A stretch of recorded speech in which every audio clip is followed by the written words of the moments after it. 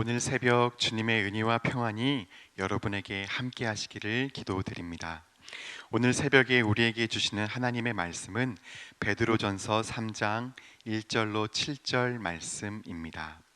거룩하신 하나님의 말씀입니다. 아내들아, 이와 같이 자기 남편에게 순종하라. 이는 혹 말씀을 순종하지 않는 자라도 말로 말미암지 않고 그 아내의 행실로 말미암아 구원을 받게 하려 함이니 너희의 두려워하며 정결한 행실을 봄이라.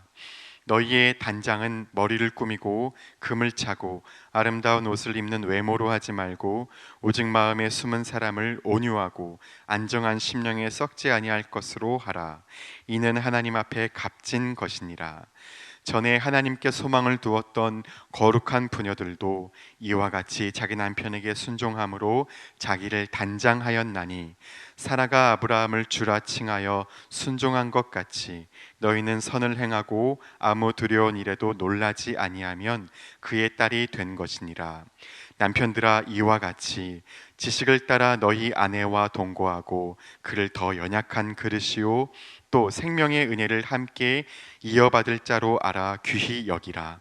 이는 너희 기도가 막히지 아니하게 하려 함이라. 아멘. 오늘 본문은 아내가 남편에게, 남편이 아내에게 어떻게 대하여야 하는지 말씀하고 있습니다. 오늘 일자 보시니 묵상집에는 본문의 핵심을 짚어주고 있습니다. 바로 이와 같이입니다.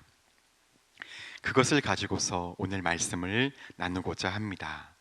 이와 같이는 본문 앞에 나오는 예수님의 모습을 가리킵니다.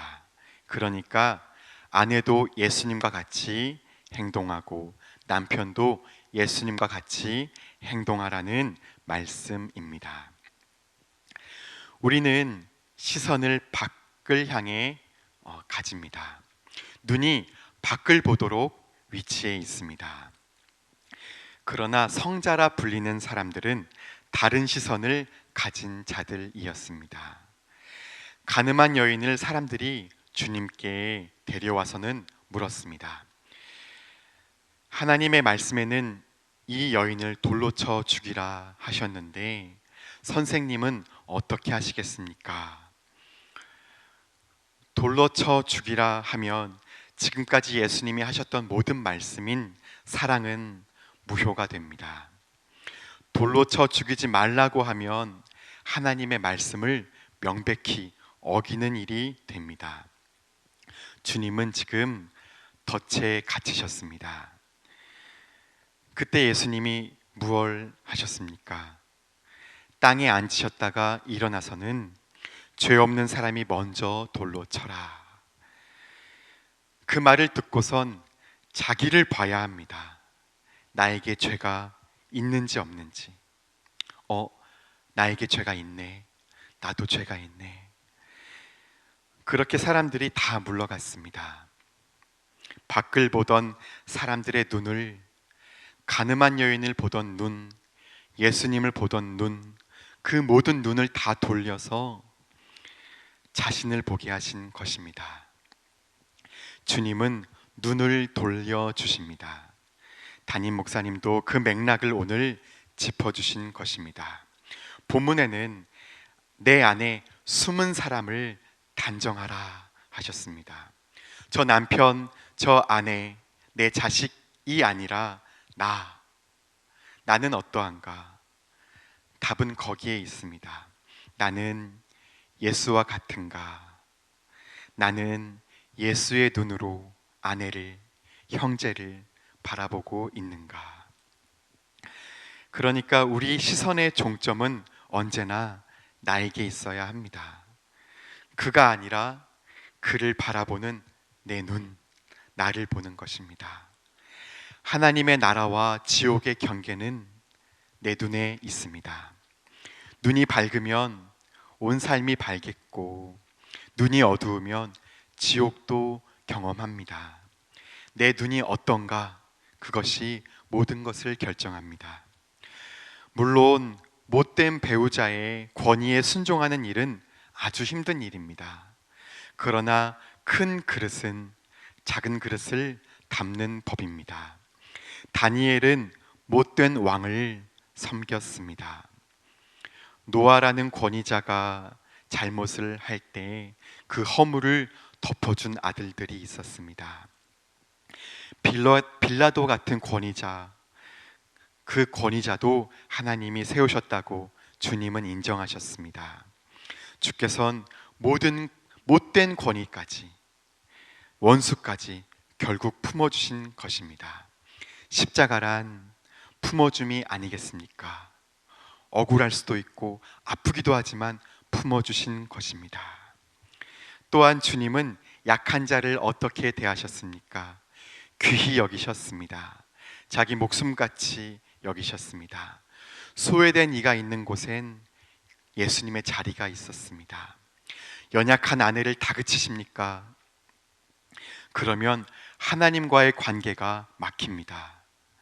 함께 생명의 은혜를 이어받을 자로 알고 아내를 귀히 여기라.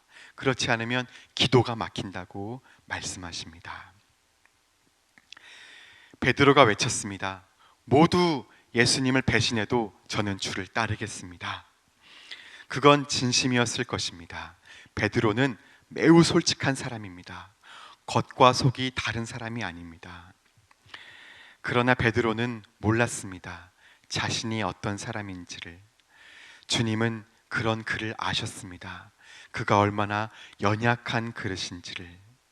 너는 나를 3번 부인한단다. 이 말이 무슨 말이겠습니까?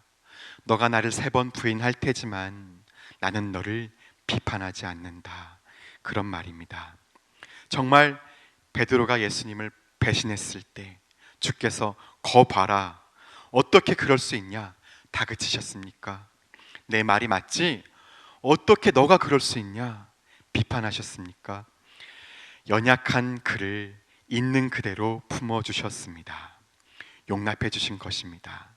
그런 주님의 눈빛과 마주치고 베드로는 한없이 통곡한 것입니다. 빛이 비치면 소나무는 아주 좋아합니다. 잎을 쫙 펴고 빛에 더 노출되려고 합니다. 반면 곰팡이는 빛에 노출되면 싫어합니다. 추하다고 싫어하니까 음습한 음지로 기어 들어갑니다. 우리 안에는 소나무도 있지만 곰팡이도 있습니다. 누구나 장점이 있지만 아름다운 것이 있지만 보이고 싶지 않은 허물, 단점 있습니다. 그러나 곰팡이도 빛이 따뜻하게만 비춰준다면, 있는 그대로를 품어준다면 극복됩니다. 아내가 아름다운 면만 사랑받고 어두운 면은 사랑받지 못한다면 불행한 것입니다. 못된 남편도 주님의 품어주심을 받는다면 바뀝니다. 십자가는 그 무엇까지도 품어주신 사건이 아니겠습니까? 우리가 아직 죄인일 때, 우리가 아직 연약할 때, 우리가 원수가 되었을 때 먼저 용납하신 것, 있는 그대로를 품어주신 것입니다. 내가 고쳐지고 나서 품어주시겠다는 것이 아니라 먼저 사랑해 주신 것입니다. 오늘 말씀대로 예수님과 같이 내 안에 숨은 사람을 단장하여 먼저 섬기고 존경하는, 먼저 귀히 여기고 사랑하는 하루 되시기를 기도드립니다. 함께 기도하겠습니다. 주님, 상대방을 바라보던 내 눈을 돌려 주옵소서. 나는 예수와 같은가? 나는 예수의 마음을 가졌는가? 오늘 하루 주님을 닮아서 사랑할 수 있도록 도와주옵소서. 예수님 이름으로 기도드립니다. 아멘.